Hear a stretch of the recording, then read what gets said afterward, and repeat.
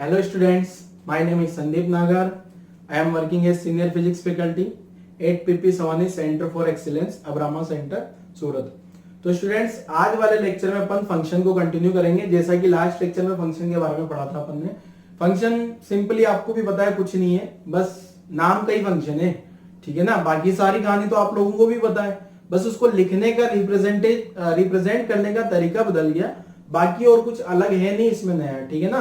तो फंक्शन के बारे में मैंने लास्ट लेक्चर में बताया था, रिलेशन बिटवीन टू वेरिएबल्स, ठीक है। दो वेरिएबल्स होते हैं, उन दो वेरिएबल्स के बीच में जो भी रिलेशन होगा उसी को अपन फंक्शन बोल देते हैं। और फंक्शन से रिलेटेड एक दो क्वेश्चन अपन ने छोटे मोटे किए थे। तो आज एक और क्वेश्चन करते हैं, पहले इजी क्वेश्चन करते हैं, ठीक है। कल वाला क्वेश्चन क्या था उसी पैटर्न का एक और क्वेश्चन करते हैं, फिर और कोई क्वेश्चन करते हैं, ठीक है। तो क्वेश्चन क्या है देखो जरा, पहला क्वेश्चन लिख रहा हूं मैं। पहला जो क्वेश्चन है वो मान लो इस टाइप का फंक्शन दिया है आपको, fx equal to 3x square plus 1 upon 3x square minus 1। Clear है। यहाँ डिवाइड वाला, कल वाला फंक्शन मैंने सिंपल प्लस माइनस वाला दिया था, ठीक है। आज वाला जो फंक्शन है इसमें डिवाइड में भी आ रहा है, ठीक। तो मैंने पहले कैलकुलेट क्या करना है, कैलकुलेट f0, पहला कैलकुलेट करना है आपको f0, फिर कैलकुलेट करना है f1, फिर कैलकुलेट करना है f-1। जिन बच्चों को आता है कि सर हम कैलकुलेट कर सकते हैं, वो कैलकुलेट करके देखो जरा, बहुत इजी है, ठीक है ना। तो ये तीन पैटर्न, ये तीन कैलकुलेट करना है आपको इसी में। तो जिनको आता है सर हम कर लेंगे, लास्ट लेक्चर में हमें अच्छा से समझ आ गया था, तो अभी वीडियो पॉज करो, फटाफट से सोल्व कर डालो, ठीक है। जिनको नहीं समझ में आया वो एक बार देखो जरा। तो मैं इसको सोल्व करता हूं जरा, क्या करना है। पहले तो ये जो फंक्शन है fx, इसको क्या लिखा जा सकता है, 3x square plus 1 3x square minus 1। अभी तक तो मैंने कुछ किया ही नहीं, ठीक है। अब ये जो f0 लिखा है ना, f0 लिखा है यहाँ पे, इसका मतलब क्या है, x को 0 पुट करना है। इसका मतलब क्या है, x को 0 पुट करना है। मैंने लिखा अभी था कल, put x equal to 0 in function. ये फंक्शन है, इसको क्या रीड कराया जाता है, फंक्शन ऑफ x। तो f0 कैसे कैलकुलेट करूं, x की जगह 0 पुट कर देंगे, x की जगह 0 पुट कर दूं तो 3 0 स्क्वायर प्लस 1 3 0 स्क्वायर माइनस 1, ठीक है।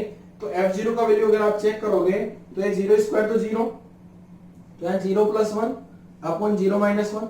तो f0 का वैल्यू क्या आ गया, 1 अपॉन माइनस 1। तो f0 का वैल्यू जो आएगा वो माइनस 1 के इक्वल आ गया, ठीक है। मींस f0 का वैल्यू माइनस 1 है, ठीक है। बहुत ही इजी है ये, आप खुद से सोल्व कर सकते हो इसको, ठीक है। जिस चीज ने सोल्व कर लिया था वो अपना आंसर मैच कराओ जरा, सही था क्या। अब f1 और f-1 भी चेक करते हैं जरा, f1 का वैल्यू क्या आएगा। अब मैं क्या करता हूं, put x equal to 1 in fx, function में x का वैल्यू 1 पुट कर दो तो f1 आ जाएगा। यहाँ f1 पूछा है ना मैंने, 1, ये x इक्वल टू 1 क्यों पुट किया, क्योंकि मैंने यहाँ क्वेश्चन में f1 पूछा है। तो f1 क्या हो जाएगा, देखो f1 यहाँ x की जगह 1 पुट करूंगा तो 3 1 square plus 1 upon 3 1 square minus 1। तो यहां से देखोगे आप 1 स्क्वायर मींस 1 इंटू 1, तो 1 ही रहेगा ना वो, तो 3 प्लस 1 3 माइनस 1। तो f1 का वैल्यू कितना आ गया देखो, 4 अपॉन 2, नीचे 2 क्यों हो गया, समझ में आया होगा, 3 माइनस 1। तो f1 का वैल्यू कितना आ गया, 2, ठीक है। f1 का वैल्यू 2 आ गया, क्लियर है। नेक्स्ट समझते हैं जरा। नेक्स्ट अब मुझे क्या चाहिए, f-1 चाहिए क्या। f-1 कैलकुलेट करने के लिए मैं क्या करूं, यहां पे ये जो x1 पुट किया था ना, अब मैं क्या पुट कर लूं इसको, put x equal to -1 in function. तो कितना आ जाएगा देखो, f-1 equal to 3 -1 whole square plus 1 3 -1 whole square minus 1। तो यहां आप लोगों को ये पता होना चाहिए कि -1 का स्क्वायरिंग होती है, -1 स्क्वायर करता हूं मैं, मींस ध्यान रखना -1 अगर यहाँ स्क्वायर है तो यहाँ 1 हो जाता है, ठीक है। इसको ऐसे लिखते हैं -1 इंटू -1, तो माइनस माइनस प्लस, और ये आंसर होता है +1। अगर यही क्यूब होता ना -1 क्यूब, तो -1 -1 -1। अब ये वाले दो, ये वाले माइनस माइनस तो प्लस हो जाएंगे, ठीक है, बट ये माइनस एज इट इज बचेगा तो -1। तो कुल मिला के आपको ध्यान रखना है, अगर यहाँ पावर, ये जो -1 की पावर, ये कौन सी पावर है, इवन है क्या, इवन पावर है तो पॉजिटिव आंसर निकलेगा, ओड पावर है तो नेगेटिव आंसर निकलेगा। तो यहां से आंसर होगा 3, यहाँ -1 +1 3 -1, यहाँ -1। तो f-1 का वैल्यू देखो जरा कितना आ रहा है, -3 +1 और नीचे -3 -1। तो f-1 का वैल्यू अगर आप चेक करोगे तो -2 तो ऊपर हो गया, और -4 नीचे हो गया। अगेन इसका वैल्यू अगर देखा जाए तो ये माइनस और माइनस क्या हो जाएगा, यहां उल्टा कर दिया अपन ने, ये तो यहाँ +1 आएगा ना बेटा, +1 तो ये तो कोई मतलब ही नहीं निकला, वैसे ही आंसर हो गया। तो 3 + 1 3 - 1, तो ये तो आंसर क्या हो गया 4/2, अगेन 2 आंसर आ गया इसका। ठीक है, -1 का स्क्वायर था ना, मैंने बताया -1 का स्क्वायर +1 क्यूब, मैं क्यूब समझ के लिख दिया। ठीक है, तो -1 स्क्वायर +1 तो 3 × 1 1 हो गया, 3 × 1 नीचे भी 3 हो गया, 3 × 1 3, 3 × 1 3, तो 3 + 1 3 - 1, अगेन आपका आंसर कितना आ गया 2। ठीक है, तो ये तो अपना क्वेश्चन हुआ, पिछला जो अपन ने क्वेश्चन किया था ना, लास्ट लेक्चर में पढ़ा था, उसी पैटर्न का क्वेश्चन अपन ने रिवाइज कर लिया। ठीक है, थोड़ा और आगे एक्सटेंड करते हैं इसको, और थोड़ा एक्सटेंड करके देखो क्या समझा रहा हूं मैं। इसी क्वेश्चन को एक्सटेंड कर लेते हैं जरा, मींस क्वेश्चन नहीं लिख रहा हूं अलग से, यही क्वेश्चन है, तो इसी क्वेश्चन में क्या चेंज कर रहा हूं जरा ध्यान से समझना आपको। फंक्शन तो यही है, ठीक है, f(x) तो ये आ गया, अब इसमें थोड़ा सा क्या क्या और चेंजेस किए जा सकते हैं, क्वेश्चन समझना जरा। ये समझ आया ना, नहीं समझ आया तो वीडियो वापस देख लेना बैक करके। तो क्या है देखो इसमें, f(x) तो ये दिया हुआ है, थोड़ा इजी कर देते हैं क्वेश्चन को। f(x) जो है x² + 1 x² - 1, इस टाइप से है क्वेश्चन। ठीक है, अब मेरे को क्या क्या कैलकुलेशन करनी है, ध्यान समझना इसमें। ठीक है, पहला कैलकुलेशन, कैलकुलेट f-x। अब ये क्या मुसीबत है, f-x, ये तो f(x) है ना, ये तो फंक्शन ऑफ x, f-x भी पता करो। ठीक है, पहला कैलकुलेट कर लिया। दूसरा कैलकुलेट f of f2। अब इसका मतलब क्या है ये भी समझ लेते हैं जरा, ये जो है ना f of f2, उसका मतलब क्या है, ठीक है, वो समझ आ देता हूं अभी। पहले ये क्वेश्चन ट्राई करते हैं अपन, f-x पता कर रहा हूं पहले, और एक और कर लेते हैं, एंड f(x²). ध्यान समझना, ठीक है, क्वेश्चन थोड़ा सा अपर लेवल का है पिछले वाले क्वेश्चन से, ठीक है ना, इसलिए ध्यान से आपको समझना पड़ेगा क्वेश्चन को। तो अच्छा क्वेश्चन है, इसलिए जिन बच्चों को अभी लगता है सर हम इसको भी कर डालेंगे तो कर डालो। ठीक है, मैं तो सोल्व कर ही रहा हूं अभी, तो वीडियो पॉज करो और सोल्व कर लो। तो देखो क्या है, f(x) क्या है, देखो f(x) जो है x² + 1 x² - 1 है क्या, ठीक है, ये तो कोई दिक्कत नहीं। अब मुझे यहां से क्या कैलकुलेट करना है, f-x। तो ध्यान समझना, मुझे यहाँ f-x चाहिए ना, मतलब मुझे क्या करना है, यहां जहां पहले क्या था, यहाँ x था ना, तो x था तो यहाँ x आ गया क्या, ये इनपुट में आपने x डाला तो यहाँ x² + 1 x² - 1। तो अब क्या करना है, यहाँ जिस जिस पॉइंट पे x लिखा हुआ था ना, उस सभी पॉइंट पे x, पहले x था तो x² आ गया, अब यहाँ x पहले x था ना, अब यहाँ क्या आ गया -x। तो आप क्या लिखोगे, देखो यहां पे लिख देना है मुझे -x², 1 में तो x आ नहीं ना, -x² - 1, इस टाइप से लिख देना। मींस यहां जहां भी x था ना, ये जहां जहां x था तो x² -x तो -x², ठीक है।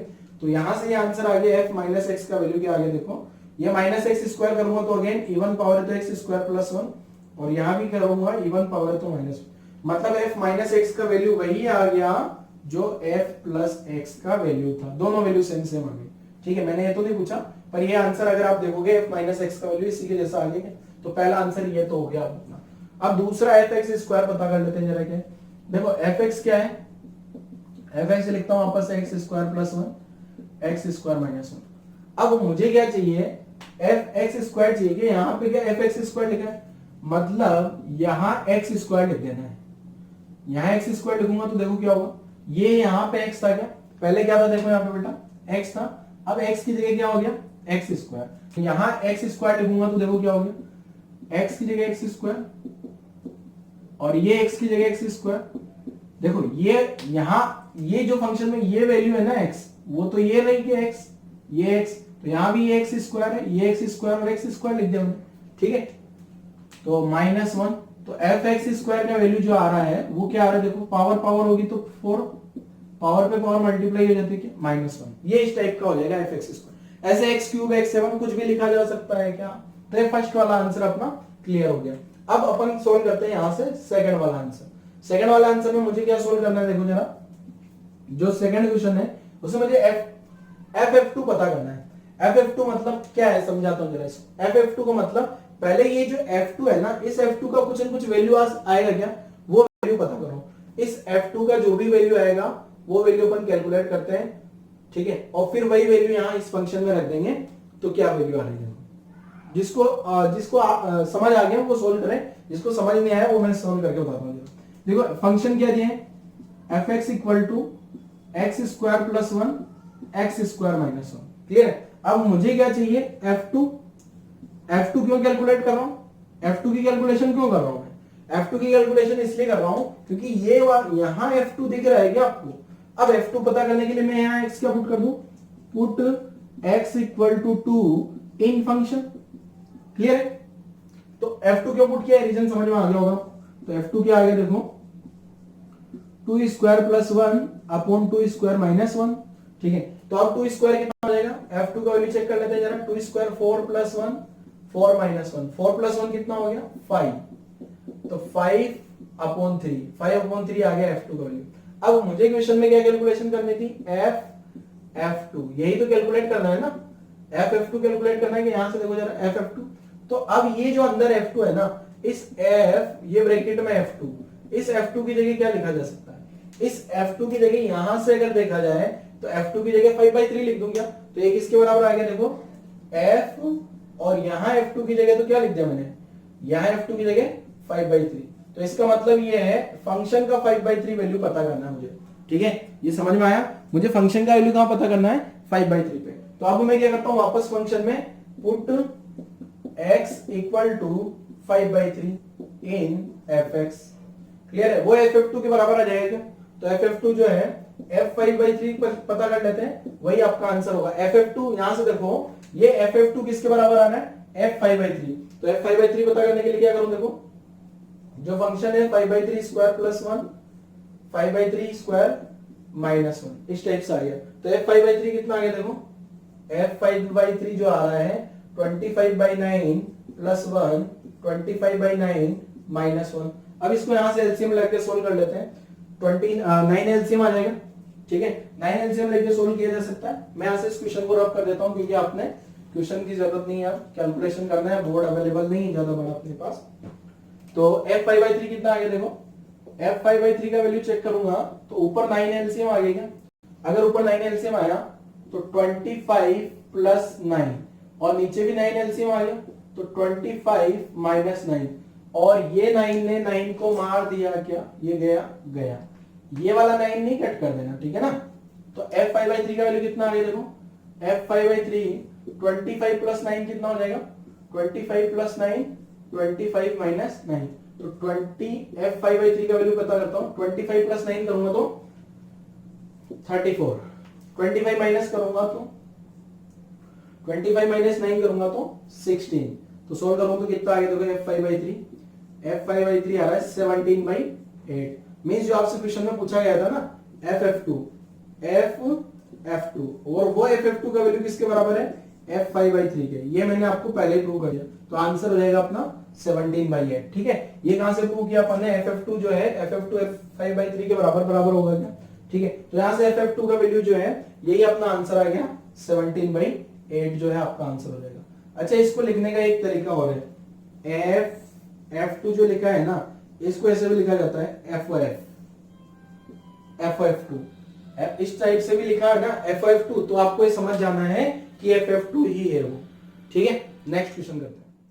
देखो जो भी मैंने f2 बताया ना आपको, उससे टाइप के फंक्शन को बोला जाता है कंपोजिट फंक्शन। कंपोजिट फंक्शन में क्या होगा, दो फंक्शन मिक्स कर दिए जाएंगे, दो भी हो सकते हैं, 3 4 5 कितने भी हो सकते हैं।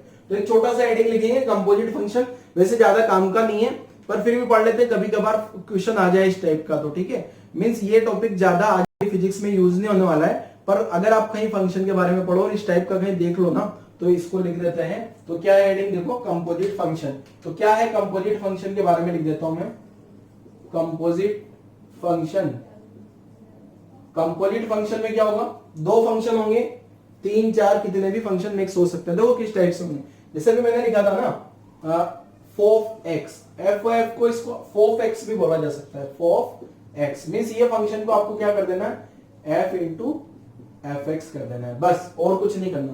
अच्छा, जिस टाइप से अपन फंक्शन एफ एक्स लिख रहे हैं ना, उसी टाइप से जी एक्स एच एक्स कैसे भी रिप्रेजेंट किया जा सकता है। जरूरी नहीं एफ एक्स ही लिखो फंक्शन, आप एच एक्स भी लिख सकते हो या फिर पी एक्स, कुछ भी लिखा जा सकता है। ठीक है, जैसे मैं यहाँ एक फंक्शन लिखता हूं, अलग टाइप का लिखता हूं, एच एक्स लिख दिया मैंने। ठीक है ना, जरूरी नहीं है फंक्शन को एच से रिप्रेजेंट करें, जनरली एच से रिप्रेजेंट किया जा सकता है, पर ऐसे एच एक्स भी लिखा जा सकता है। एच एक्स मीन्स ऐसा लिखा हो 3x² + 5। क्वेश्चन में बोल दिया जाए आपको कैलकुलेट h2, तो आप क्या करोगे, इस क्वेश्चन को सोल्व करने के लिए क्या करूं, x की जगह 2 पुट कर दूं ना, तो यहां क्या करूंगा, simple put x = 2 in function hx। Clear है, तो h2 आ जाएगा आपके पास। तो h2 क्या आगे देखो, यहां पे 2 स्क्वायर + 5, तो h2 के आगे देखो 3 और 4 12 + 5, तो h2 का वैल्यू जो है मेरे पास आ गया कितना, 70। क्लियर है, h2 का वैल्यू 17 आ गया। ये सिंपल, ये वाला क्वेश्चन बस मैंने इसलिए बताया है कि यहां पे जरूरी नहीं है फंक्शन को f से रिप्रेजेंट किया जाए। ठीक है, अब मैं कंपोजिट फंक्शन के और एग्जांपल लिखता हूं। ठीक है, ये पहला एग्जांपल तो कंपोजिट फंक्शन का यहां लिख दिया मैंने। दूसरा एग्जांपल अगर ऐसा लिखा f ओ जी एक्स, तो इसका मतलब क्या है, फंक्शन ऑफ, और यहां अंदर लिख देना है जी एक्स। ठीक है, मींस इसको फोग एक्स बोला जाता है। फोग है ना, वही फोग चल रहा है आजकल, तो वो वाला नहीं है, फंक्शन वाला है। ठीक है, तो फोग एक्स आ गया है। क्लियर, ऐसे ही जो है और भी हो सकता है, जी ओ एफ गोफ एक्स, इसका मतलब क्या है, गोफ एक्स का जी ऑफ एफ एक्स। ठीक है ना, कंपोजिट फंक्शन नहीं है। क्लियर है, तो इसमें कंफ्यूज नहीं होना।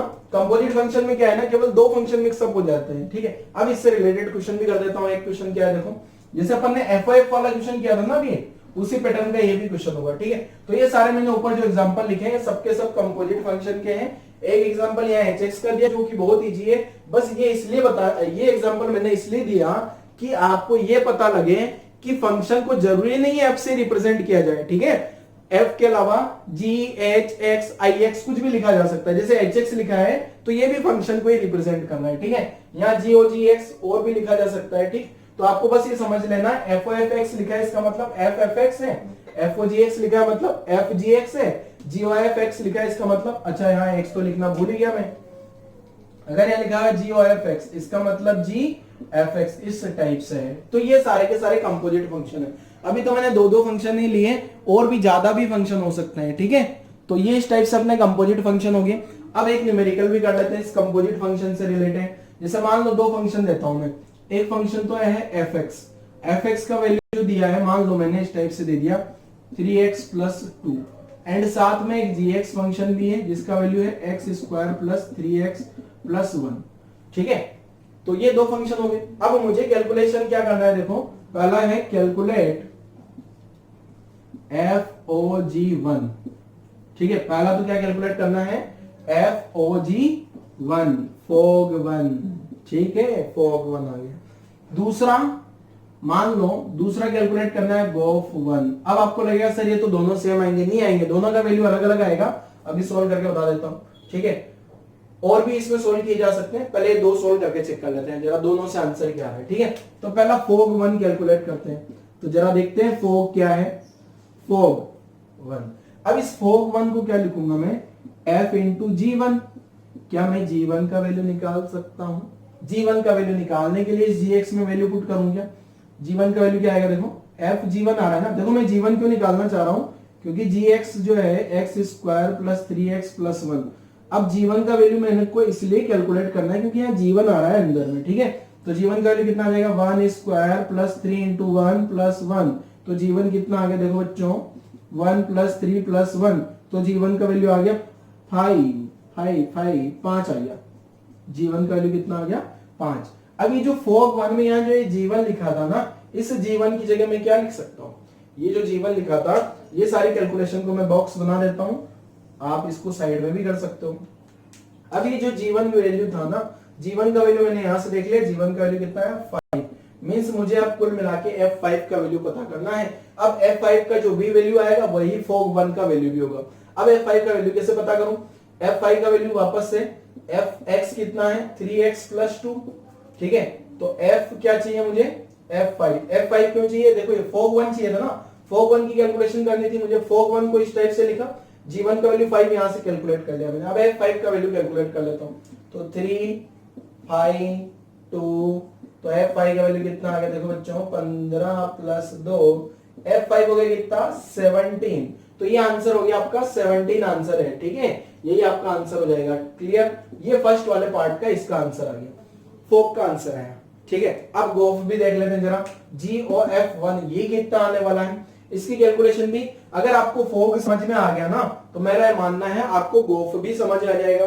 GOF1 क्या होगा, तो आप जरा वीडियो पॉज करो और GOF1 की कैलकुलेशन ट्राई करो जरा किस टाइप से सोल्व होगा। वीडियो पॉज करके सोल्व करना है, मैं सोल्व करना शुरू करता हूं, ठीक है। यहां इधर मिटा देता हूं ये और GOF1 का सॉल्यूशन करते हैं जरा। तो किस टाइप से सोल्व करना है जरा देखो, इसी का सेकंड पार्ट GOF1, तो इसको क्या लिख दूं बेटा GF1, ऐसा लिख दिया जाए GF1। अब मुझे क्या कैलकुलेशन करनी होगी, ये अंदर में F1 है क्या, तो F1 की कैलकुलेशन कर लेता हूं। F1 की कैलकुलेशन ये वाले फंक्शन से कर देता हूं, तो F1 कितना आएगा देखो, इसको बॉक्स बना के अलग टाइप से लिख लेना, ठीक है ना, ताकि आपको स्टेप्स समझ में आ जाए। fx कितना है देखो जरा, fx कितना है 3x प्लस 2, तो f यहां 1 लिखा 3 1 2, f1 क्या आ गया 3 प्लस 2, 3 प्लस 2 कितना हो गया 5 हो गया। तो अब ये f1 की जगह ये यहां से ये कैलकुलेशन से आपको समझ में आ गया होगा, मैं f1 का वैल्यू क्या लिख सकता हूं 5, मींस मुझे कैलकुलेट करना है अब g5। अब g5 कहां से लाएंगे, अब हुआ देखो gx का वैल्यू क्या है, देखो gx का वैल्यू लिख दे, gx का वैल्यू कहां गया, ये रहा x square plus 3x plus 1 है क्या gx। अब x यहां x का वैल्यू 5 रखूंगा मैं, क्यों, क्योंकि मुझे यहाँ g5 रिक्वायर्ड है क्या, g5 के लिए 5 स्क्वायर 3 इंटू 5 प्लस 1, g5 कितना कितना आएगा 5 इंटू 5 कितना 25, 5 इंटू 3 कितना 15 प्लस 1, तो g5 का वैल्यू जो आ रहा है वो कितना 30 40 41। अब देखो g5 का वैल्यू क्या आ गया यहाँ पे 41, क्या ये आपका आंसर हो जाएगा। इसको भी बॉक्स बना दो, ये साइड वाला कैलकुलेशन है, ठीक है। ऐसा क्यों किया, अब शायद आप लोगों को फोग एंड गोफ दोनों समझ में आ गया होगा। यहां से देखने से आपको पता लग रहा है जो फोग 1 का वैल्यू आया था वो गोफ 1 का वैल्यू नहीं है, गोफ 1 का वैल्यू अलग है। क्लियर है, तो इस टाइप से अपन ने कंपोजिट फंक्शन देख लिया। क्लियर है, और भी क्वेश्चन बनाए जा सकते हैं यहाँ पे इस टाइप के फोग और गोफ के। चलो एक और क्वेश्चन कर लेते हैं फोग एंड गोफ पे बेस्ड, ठीक है। एक क्वेश्चन में लिखता हूं, इसमें थोड़ी सी ट्रिग्नोमेट्री लगा रहा हूं, हल्की सी बच्चों वाली ट्रिग्नोमेट्री जो आप लोगों ने पढ़ी होगी 9th 10th में, ठीक है। अगर आती है तो ठीक है, डरने वाली जरूरत नहीं है। तो क्या है देखो, एक छोटे छोटे से फंक्शन लेता हूं। अब इस टाइप का फंक्शन लेता हूं जो आपके लिए थोड़ा नया होगा, मींस उस फंक्शन में मैंने ट्रिग्नोमेट्री को इन्वॉल्व कर लेता हूं, ठीक है। तो आप यहां तक लिख लो, अगर वीडियो तेज चल रहा है ना तो एक काम करना, वीडियो पॉज करो और लिख लो, और क्या है। क्लियर है ना, वीडियो पॉज करो और नोट कर लो। अगला क्वेश्चन बड़ा इजी क्वेश्चन, वापस कंपोजिट फंक्शन से रिलेटेड। मान लो एक फंक्शन दिया है fx equal to sin x। Clear है, fx कितना दिया है आपको sin x। अब दूसरा hx लेता हूं मैं, hx इसलिए ताकि थोड़ा अलग लगे, फोग एंड गोफ तो पिछले वाले में कर लिया ना मैंने। hx दिया मान लो आपको 3x स्क्वायर प्लस 7, ये इस टाइप का फंक्शन आएगा। क्लियर है, अब मुझे कैलकुलेशन किसका करना है देखो, मान लो आपको कैलकुलेशन करना है calculate HOF pi by two समझ आओगे क्या, या मैं 90 डिग्री लिख लूं क्या, HOF 90 डिग्री लिख देता हूं आपको, या फिर इसको ऐसे भी लिखा जा सकता है HOF और pi by two radian. Clear है, जिसको रेडियन वाला नहीं पता है ना, इसलिए मैंने ये डिग्री में लिख दिया ताकि आपके लिए आसान रहेगा। HOF 90 पता करना है, 90 डिग्री। तो देखो इसको क्या करेंगे, HOF 90 डिग्री है ना बेटा, तो इसको क्या लिख दिया HF 90 डिग्री। अब मुझे F 90 डिग्री का वैल्यू पता कर लूं क्या, x की जगह 90 डिग्री पुट कर लूं, तो कुछ बच्चों को जैसे ये fx है ना, fx कितना आया sin x, तो बेटा F 90 यहाँ x की जगह 90 डिग्री पुट करूंगा तो यहाँ sin 90 डिग्री आएगा क्या, और sin 90 डिग्री का वैल्यू मुझे लगता है कि आपको पता होगा, कुछ बच्चों को हो सकता नहीं पता हो, सर वो टेबल बनानी पड़ती है, हम टेबल बना के पूरा बनाएंगे, बेटा भी लिख लो, ठीक है। टेबल बना के आपको आता है sin 90 का वैल्यू 1 होता है, ठीक है। sin 90 का वैल्यू 1, तो F 90 देखो यहाँ F 90 का मतलब क्या है, यहाँ 90 रखो, तो ये F 90 का वैल्यू कितना आ गया 1, तो यहाँ कुल मिला के मुझे H1 बताना है। अब H1 कहां से लेके आए, H1 की कैलकुलेशन, Hx कितना है देखो 3x स्क्वायर प्लस 7, तो h1 कितना आ गया देखो बच्चों 3 1 स्क्वायर प्लस 7 1 स्क्वायर कितना 1 स्क्वायर कितना 1 1 इंटू 3 3 तो 7 तो h1 का वैल्यू आ गया 10 तो h1 कितना आ गया 10 h1 की कैलकुलेशन को यहाँ पे बंद कर देते हैं। ये वाली कैलकुलेशन जो है ये इसके लिए कर रही है मैंने F90 की कैलकुलेशन यहाँ से किया है। तो इस टाइप से कंपोजिट फंक्शन अपना हो गया। वैसे इस कंपोजिट फंक्शन का पूरी फिजिक्स में कहीं यूज नहीं होगा, बस ये मैंने इसलिए बता दिया कि मान लो आप कहीं भी क्वेश्चन सोल्व करो ना, कोई भी जैसे मान लो आप कोई भी क्वेश्चन जैसे बुक्स वगैरह लगा रहे होते हो तो इससे रिलेटेड कुछ क्वेश्चन आ जाता है, ठीक है, डायरेक्ट ऐसे ही क्वेश्चन फोक बुक। बाकी फिजिक्स में इसका कोई यूज नहीं है, ना ही इससे कोई फिजिक्स में क्वेश्चन कंपटीशन में पूछा गया है अभी तक, नहीं आगे पूछा जाएगा। ज्यादा इंपॉर्टेंट नहीं है, बट मैंने थोड़ा सा सबको समझा दिया ताकि आपको आइडिया लगे। कोई भी बुक्स का या डीपीपी का क्वेश्चन आ जाए ना इस टाइप का तो आप सोल्व कर पाओ। ठीक है बच्चों, तो आज वाला लेक्चर में अपन ने फंक्शन को कंप्लीट कर लिया। नेक्स्ट लेक्चर में अपन ट्रिग्नोमेट्री के बारे में पढ़ेंगे, जैसा कि मैंने बेसिक मैथमेटिक्स में आपको लिखवाया था, सारे पॉइंट्स लिखाए थे ना क्या क्या कवर करने वाले अपन। तो ट्रिग्नोमेट्री के लिए आप बच्चों बेसिक फॉर्मूला रिवाइज कर लो एक बार, जो आपने 9th 10th में पढ़े थे। जैसे मैथ्स वाले बच्चों का तो ट्रिग्नोमेट्री हो सकता है, आपका मैथ्स में लेक्चर चल रहा है तो ट्रिग्नोमेट्री हो गया हो, बट जो बायो वाले बच्चे हैं उन्होंने 9th 10th में जो भी ट्रिग्नोमेट्री पढ़ी थी थोड़ी बहुत, उससे भले ही आपको डर लगता है पर फिर भी एक बार उसकी शक्ल देख के आओ। क्यों? क्योंकि उसकी शक्ल देख लोगे तो बाकी चीजें आसान लगेगी। बाकी कल से आपको नेक्स्ट लेक्चर से एकदम बिंदास वे में ट्रिग्नोमेट्री मिलेगी। मींस पूरी पुराने गीले शिकवे भूल जाना, वापस से नए अंदाज में ट्रिग्नोमेट्री पढ़ना शुरू करना। बायो वाले बच्चे समझ में आएगा सारी चीजें, ऐसा मेरा दावा है। ठीक है, बस आपको पढ़ना है। क्लियर है? मैं एक एक पॉइंट क्लियर करता जाऊंगा। हर लेक्चर को आपको सीरियसली देखना है, जैसा असाइनमेंट दूं सोल्व करके आओ। बाकी मेरा ये कहना है कि आप लोग अगर सही से पढ़ोगे तो सारी चीजें आपको समझ आएंगी। ठीक है, तो आज वाला लेक्चर यहीं क्लोज करते हैं। Thank you.